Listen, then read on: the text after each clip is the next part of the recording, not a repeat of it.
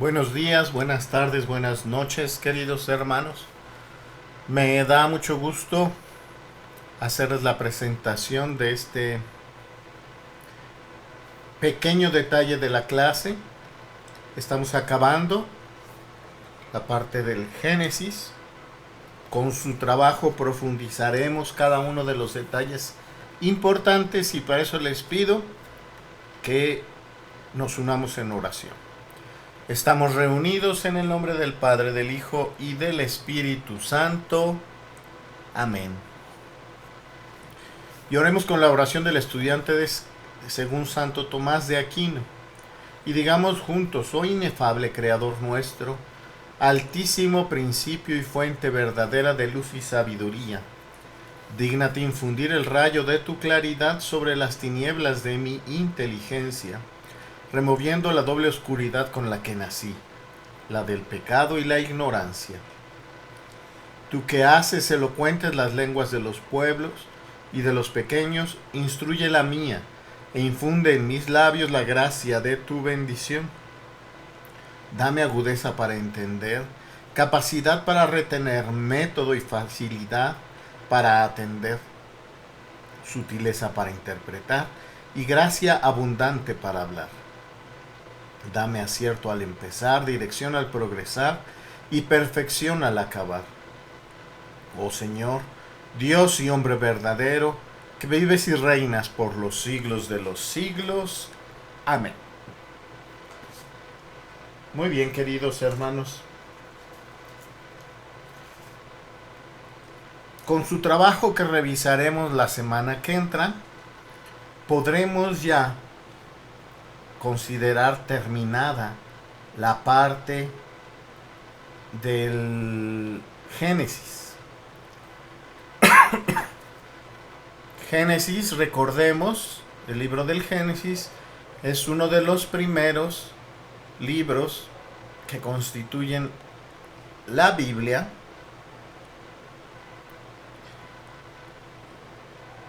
y que conocemos como el Pentateuco. Pentateuco que sirve de base para muchas otras Biblias y para muchos otros ritos. Y empezaremos entonces a ver algunos detalles adicionales. Muy bien. Dice aquí: nos separan casi 3000 años de los primeros libros de la Biblia. Recordemos que estos fueron los que primeramente fueron escritos. Hay que ambientarnos en aquella época para poder entenderla.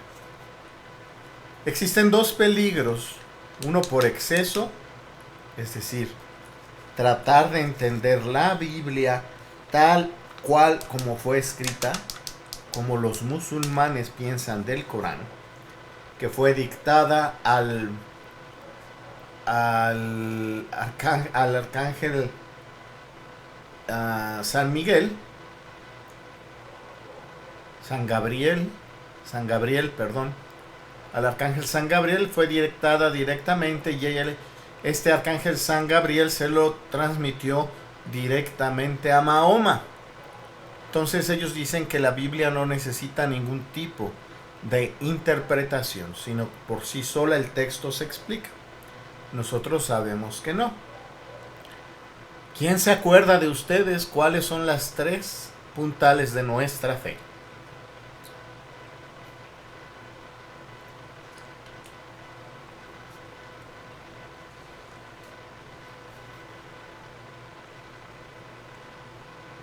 Acuérdense, para nosotros es la Biblia, el magisterio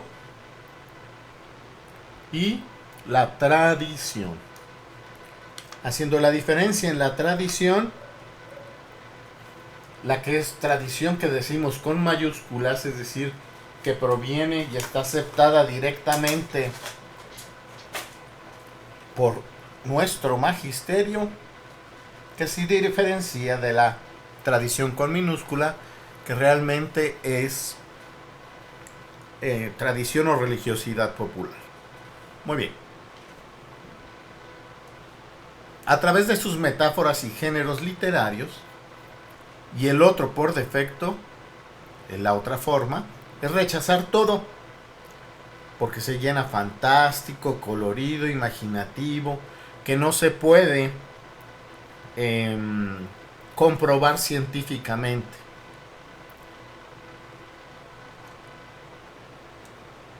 ¿Tú qué piensas?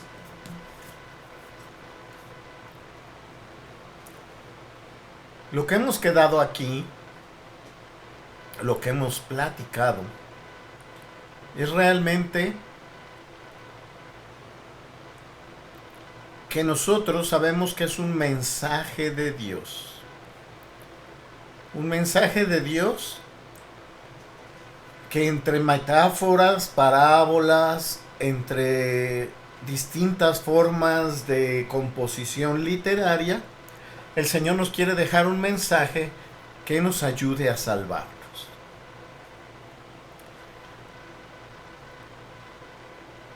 En el Antiguo Testamento, básicamente, podemos encontrar parte de la historia de un pueblo, ya lo hemos platicado, del pueblo específico de Israel, que es el sujeto para lograr la salvación del resto de los pueblos. ¿Sí? Y esta religión histórica muestra la intervención directa de Dios solo a determinados hombres. No significa que solo eso existiera, sino que ellos tenían la enorme misión de hacerla presente a todos los demás.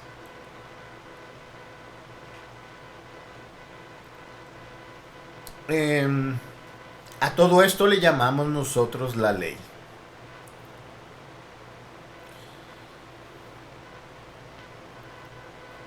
Recordemos que hemos platicado que hay un círculo en donde hay una promesa, una elección, una alianza, una ley. Después viene el pecado, el pedir perdón, y otra vez se renueva la promesa, se hace la elección, la alianza y la ley.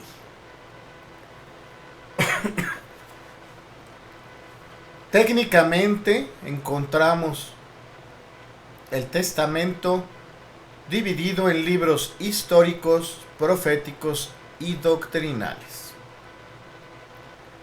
Ya habíamos platicado de la manera en la que los judíos lo dividían: la ley, los profetas y los escritos. Muy bien. Si se acuerdan, en los 8 niveles que estamos viendo la Biblia, encontramos en el primero la creación, que es la historia de los orígenes. Incluye no solamente la creación en sí, sino también las primeras poblaciones, los primeros sucesos que acontecieron al pueblo de Israel. Este abarca el capítulo 1 al 11. Después, con la llegada específicamente de Abraham, encontramos a la historia de los patriarcas. Y ahora estamos comenzando a ver, con la aparición de Moisés, la salida de Egipto y la marcha hacia el Sinaí. ¿Ok?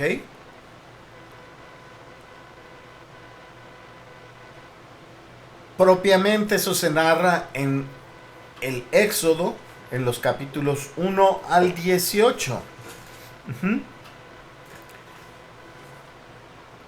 Hay varias revelaciones, hay varias descripciones, hay varias instrucciones y leyes que el mismo Éxodo narra en los capítulos siguientes, de la 19 a la 40. Del capítulo 19 al 40, que junto con el Levítico y el libro de los Números, del 1 al 10, narran estas situaciones de ley, la construcción del Arca de la Alianza, la manera del templo, del cual ustedes hicieron ya un ejercicio, etcétera. ¿Sí? Muy bien.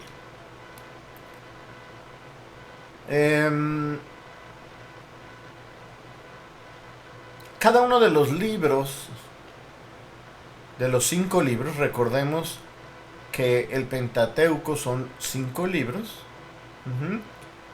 que es de donde emana lo que se llama la ley fundamental de Moisés. Cuando escuchamos en las referencias de Jesucristo que decían la ley de Moisés, la encontramos en estos 5 libros. El Génesis nos marca desde la creación misma hasta la salida a Egipto. El Éxodo nos marca ya el recorrido, incluyendo el suceso del Mar Rojo, el monte Sinaí, la ley de Moisés, el pacto y la alianza de Dios y el pueblo, y la llegada al pueblo prometido, al lugar del pueblo prometido. ¿Sí?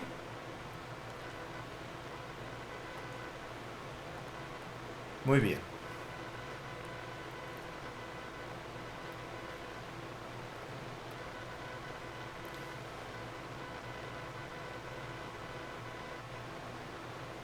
A Moisés se le ha atribuido la escritura de los 5 libros. Pero sin embargo ya ha habido descubrimientos en donde nos dicen que no pudo ser el único autor de los 5 libros. Sin embargo, en esencia, en sustancia, en filosofía, en momento histórico y en actitud de Moisés ante esa refrescada de la nueva alianza, por eso es que se le atribuye a Moisés. ¿Sí? Ya sabíamos, todo se hacía verbalmente y posteriormente fueron escritos. Las fuentes se llama la letra J o tradición yahavista, es decir, llama a Dios Yahvé. Más o menos esto fue durante el rey Salomón. Dios es presentado con imágenes muy humanas y populares. Trabaja con el barro, etc. La tradición eloísta, la E. Dios se llama Dios Elohim. Ya a los cananeos se les llama amorreos. Es posterior a Salomón en el reino del norte y mucho lo utilizaban Elías y Oseas, dándole mucha importancia a los profetas. Es más de reflexión, mucho más de reflexión, muestra ya una sensibilidad moral y ve a Dios no de forma humana, sino como una figura espiritual muy por arriba del ser humano y que interviene de una manera colateral a través de los sueños. Nunca hay una intervención personal. ¿Ok? Siempre son sueños, visiones o milagros. De ahí la importancia que la interpretación que se da no solo con la pura lectura, sino con lo que significa y quiere decirnos que proviene del magisterio, se convierte en algo muy importante. Otra tradición es la deuteronomista, del Deuteronomio. Se caracteriza por una letra D. El autor no se conoce, pero debió ser un levita. Los levitas son sacerdotes de esa época. Uh-huh. La figura central es Moisés. Uh-huh. Como creador del orden y la proclamación de la palabra, no como libertador. Y por último, la tradición sacerdotal, que se designa con la letra P, que esta se dio durante el destierro a Babilonia, donde las tradiciones se consolidan a través de los sacerdotes para mantener la fe y la esperanza. Se caracteriza especialmente por normas de culto, por precisión de fechas, por cronología cuidada, es decir, es espiritual y abstracta.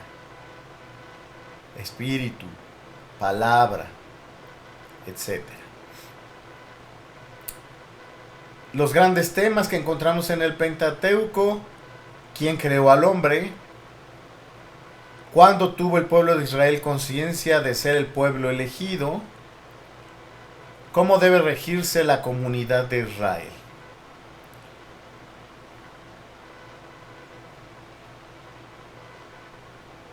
Dios quiere darnos un escondite en donde pone el mensaje de salvación basado en leyes, costumbres del pueblo de Israel. De ahí que haya sido importante que conociéramos algunas de las costumbres que tenían. No está en los hechos en sí mismos, sino en el mensaje o la enseñanza que el escritor quiere darnos. Como ya habíamos platicado, son libros fáciles de leer porque contienen personas y manera de vivirlo. Pero no hay que leerla como un libro de historia, sino como un libro de fe y de salvación, encontrándole la razón teológica de lo que sucede. ¿Sí? Comencemos entonces con el Génesis.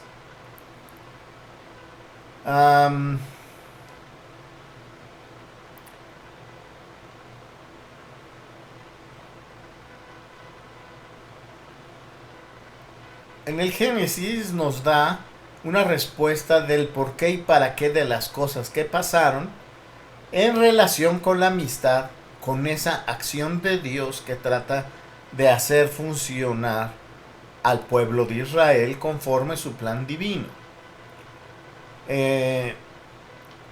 Algunas preguntas: ¿de dónde viene la vida? ¿Para qué? ¿Y para qué creó Dios todo? Etcétera. Dios en el Génesis compagina, como lo hemos platicado alguna vez, con la creación de la teoría de la evolución defendida por la ciencia, porque existe el mal y cómo empezó el mundo. Doctrinalmente significa que tenemos que conocer el mensaje del libro del Génesis. ¿Cómo tenemos que vivirla? Teniendo conciencia de los orígenes y cómo esos orígenes me afectan el día de hoy.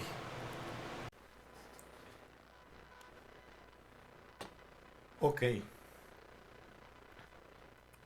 La Biblia nos dice que el mundo fue creado en 7 días. La ciencia nos dice que se necesitaron millones de años para el desarrollo del universo. La Biblia nos dice que Dios creó al hombre del barro y la ciencia que procede de una evolución.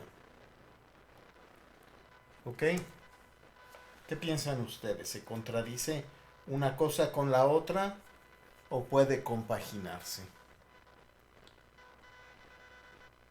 Los dos hablan de los orígenes, por supuesto. Una tratándose de ubicar en hechos y otro en una reflexión sobre la vida y el hombre frente a Dios. Entonces las naturalezas de las dos cosas son diferentes y si queremos comparar peras con manzanas o manzanas con peras, pues nunca va a funcionar de manera correcta. Bueno, el libro del Génesis no tiene un solo autor sagrado.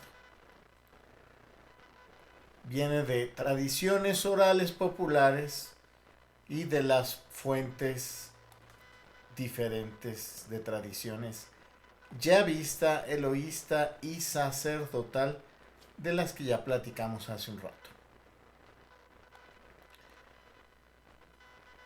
En el Génesis encontramos las tres. Se utilizan relatos míticos, leyendas y genealogías. Hay muchas genealogías y por eso están trabajando ustedes en las genealogías. Las narraciones de los primeros capítulos del Génesis no son del todo originales. Es decir, esto significa que los encontramos en algunos libros que hablan sobre el pueblo de Israel, que hablan alrededor de Mesopotamia, que hablan de cómo el mundo fue creado en su origen. Y son muy similares. Hay varios de ellos, por ejemplo, la epopeya de Atrahasis, el poema de Gilgamesh. Sin embargo, la naturaleza y el trasfondo final es diferente. Porque nosotros estamos tratando de utilizar esta parte de la información dentro de un contexto de un único Dios. Y los otros no lo hacen de esta manera. ¿Ok?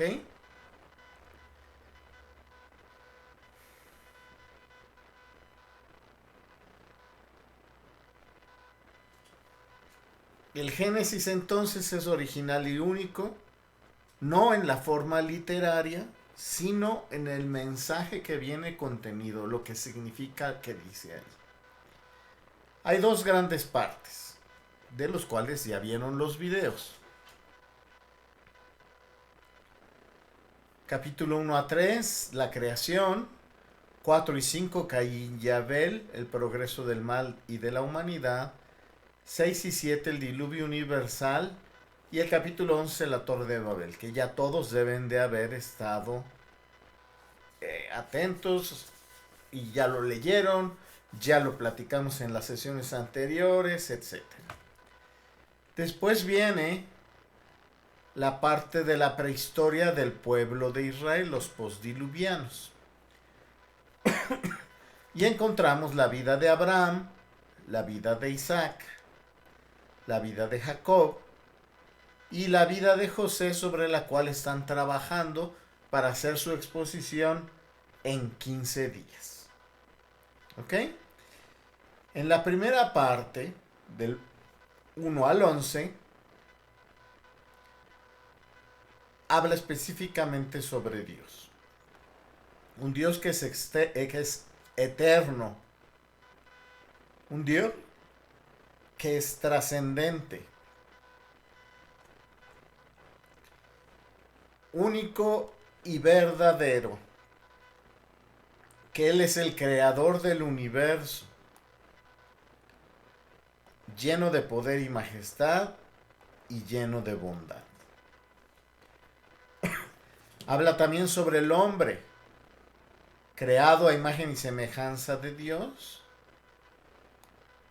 con el cual quiere establecer una alianza, pero un trato de amistad, de total libertad, de amor.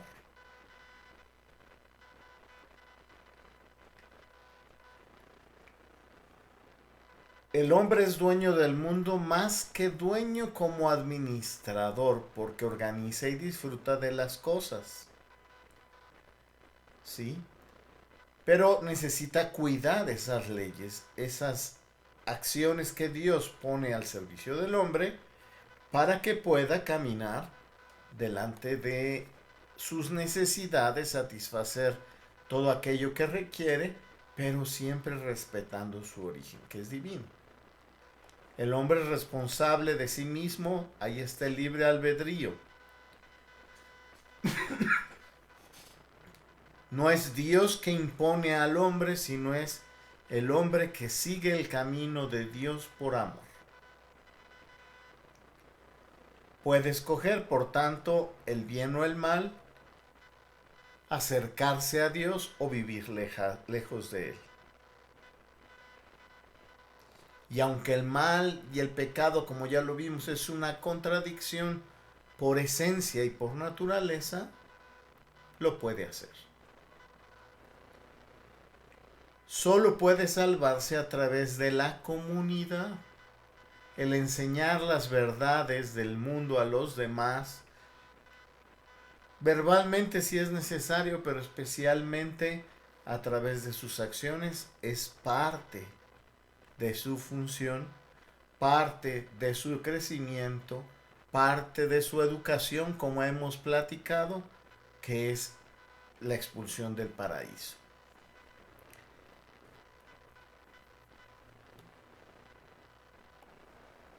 La naturaleza misma del hombre es la santidad, una felicidad perpetua, constante del gozo con Dios por hacer lo que se debe de hacer.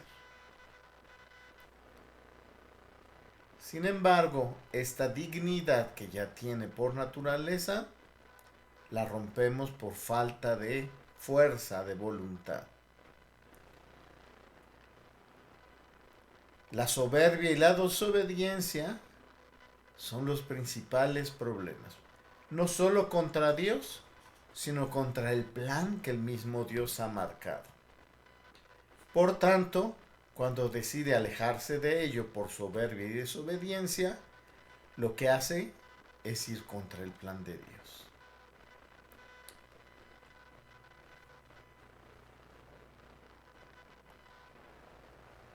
El pecado original es como nosotros conocemos el concepto, que aunque yo no estoy muy de acuerdo en él, pero que dice pecados mortales y pecados veniales.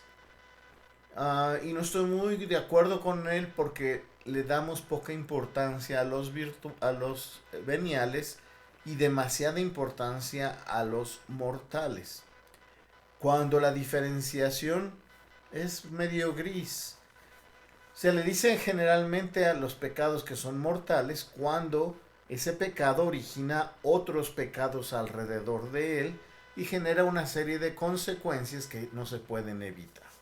Y los veniales son muy aislados, pero que hay que hagamos que sea muy aislado y que no pueda transformarse en un pecado mayor. Pero bueno, finalmente ese pecado original de desobediencia, como decíamos aquí, de desobediencia y soberbia, ha generado muchos otros pecados. Y esa es parte de la historia de lo que se narra en el Génesis. Habla también el Génesis muy especialmente sobre el matrimonio, instituyéndolo. Todavía no como un sacramento, porque el concepto sacramental no existe en este momento, pero sí como una importancia para recobrar, para unir, para fortalecer la unión marital. En este tema yo les recomiendo mucho buscar lo que se conoce como teología del cuerpo, que el Papa San Juan Pablo II, de feliz memoria, se encargó como filósofo, como papa, como teólogo, como pensador, de redactar la manera de vivir la sexualidad, la comunidad, la existencia corporal del hombre como Dios manda. Y también el Génesis va a hablar sobre el mundo y las cosas que están alrededor. Así que, como resumen, nos propone el texto: Dios es el creador de todo cuanto existe. El hombre fue creado por Dios para vivir en amistad con Él y fue colocado en un estado de felicidad. Los creó hombre y mujer para que compartieran el amor y continuaran el género humano. La actitud de Dios era para hacer partícipe al hombre y a la mujer de sus actos de creación.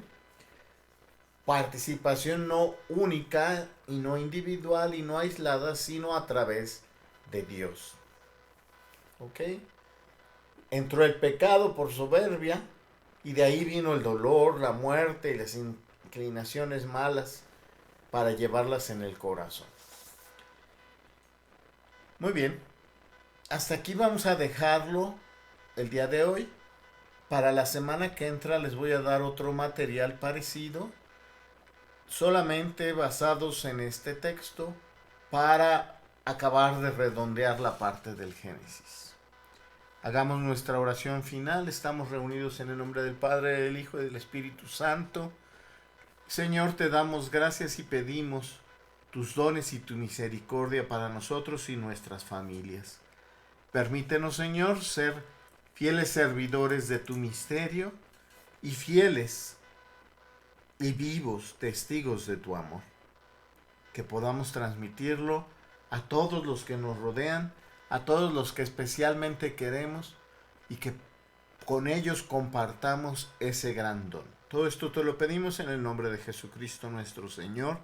Amén. Y le pedimos a la Virgen María que nos acompañe diciéndole: Dulce Madre, no te alejes, tu vista de mí no apartes.